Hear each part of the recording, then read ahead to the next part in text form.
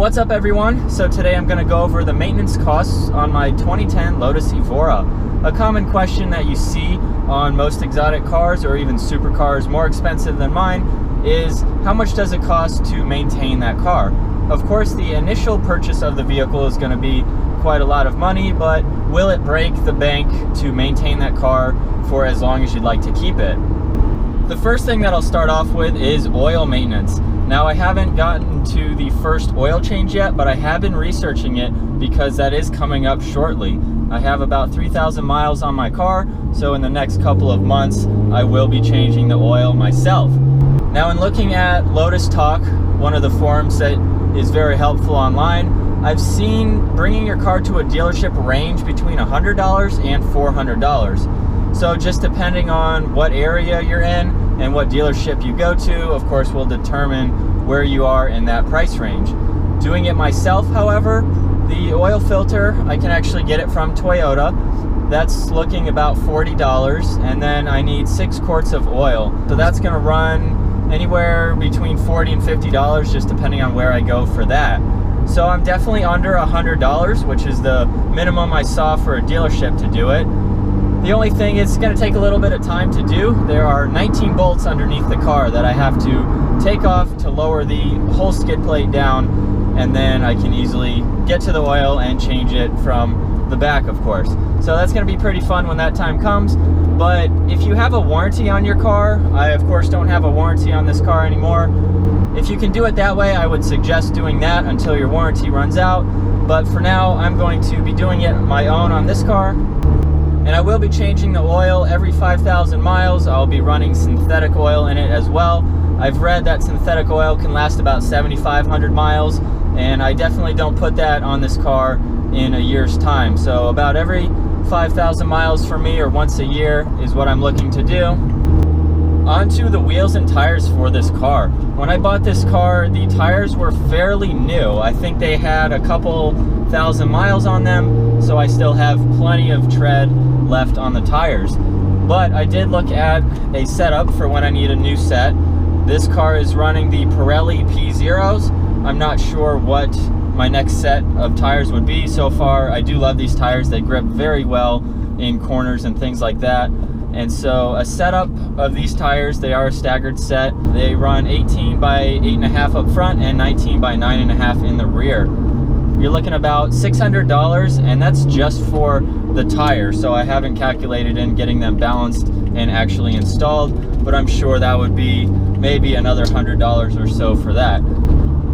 And then for the wheels, I will be keeping the wheels on this car, of course. I'm not going aftermarket or anything like that, but I will be painting them at some point. So that's not going to be too expensive. And I did read on the forums, as far as the brakes go, brake pads on this car can run about 40,000 miles. And again, that's going to depend on how hard you push the car. So if you're doing a lot of track days, things like that, you're really hard on the brakes, of course, that's going to lower that mileage significantly. I do a lot of cruising. I do go out on back roads, and we'll be getting out on the track later this year. But the amount of times that I do that hopefully won't shorten that lifetime too much.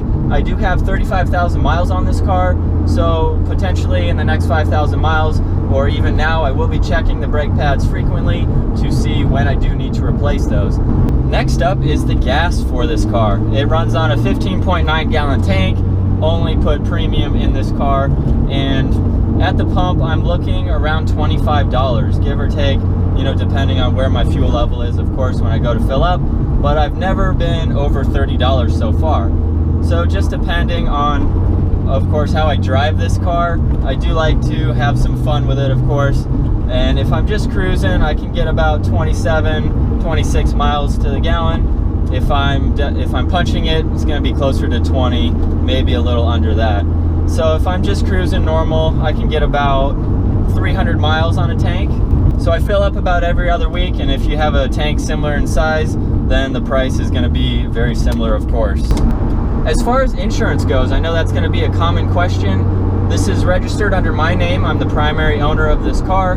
I have 0 tickets, 0 accidents on my record. I pay about $1,400 a year for car insurance. I think that's pretty reasonable. I have Geico. I've looked into other car companies where the rate would be about $2,400 minimum for other companies. I do have full coverage on this car, so I didn't skimp out on anything. About $1,400 again a year. I think that's pretty reasonable. On my Genesis Coupe, I was actually paying more than that. So to have this coverage on this car and pay less than my Genesis Coupe, I think that's pretty reasonable for this car. This next maintenance cost is very minor, but I did have to replace the wiper blade a few weeks ago. It was nice only having to buy one. It was about $30, so of course if I got two, it would be closer to the $60 mark. But again, that was nice only having to buy one, and hopefully that'll last me quite a while. So being a 2010, this car does not have the original battery in it. I believe it is on the second battery, and that was replaced before I got the car, so luckily I didn't have to replace that. But if I have the car for long enough to need a replacement battery, I'm probably looking at around $100 or so for that. I know for my last two vehicles it was right around 100, maybe 110.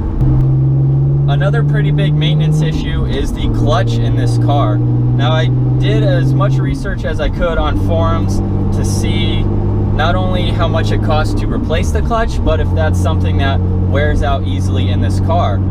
For price-wise, I was finding roughly around $6,500. So if I needed to replace the clutch, it's going to cost me quite a lot, and I most likely would probably get rid of the car. I don't think I would want to put that kind of money into this car. So as far as clutch issues, I haven't seen many reviews or many issues with the clutch. I do know that some first-year models did have clutch issues and needed to be replaced, but it wasn't across the board. It wasn't on every forum saying every single car got the clutch replaced. So to me, that's pretty reassuring to see that not every single Lotus had a clutch replaced. It was very minor here and there issue, so I'm guessing depending on how you're driving your car, if you're abusing it and you're going through the gears pretty crazy, I think those would be one of the cars that needed to be replaced. But the numbers weren't skyrocketing to where the clutch would fail in this car. My clutch pedal is very heavy, so I know that everything is working properly with it, and again, to have to replace that is quite a huge expense. With all that being said, I hope to own this car for 3 to 5 years. We'll see if I want to have it any longer than that, but I calculated for a 3-year ownership of this car. For insurance, I'm looking at roughly $4,200. Oil changes, doing those once a year, is about $200. And for gas, I did a rough estimate of about $1,000. And of course, that's just going to be based on how often I'm driving the car and how far I drive the car, of course. With my motorcycle, I am splitting mileage between that and the car. So again, that was just a rough estimate, close to the $1,000 mark. So I hope you guys found that video to be informative on the maintenance costs for the Lotus Evora. To me, over the next 3 years, giving you those lump sum numbers, that's not going to break the bank for me. It's easily affordable for me, and so I'm going to have as much fun with this car as I can in the next couple of years and not break the bank, having so much fun in this awesome car. I hope you guys enjoyed that video again. If you did, be sure to give it the thumbs up. Click on that subscribe button down below so you can stay tuned for more videos on our channel, like our Facebook page, and follow us on Instagram. I'll see you guys next video.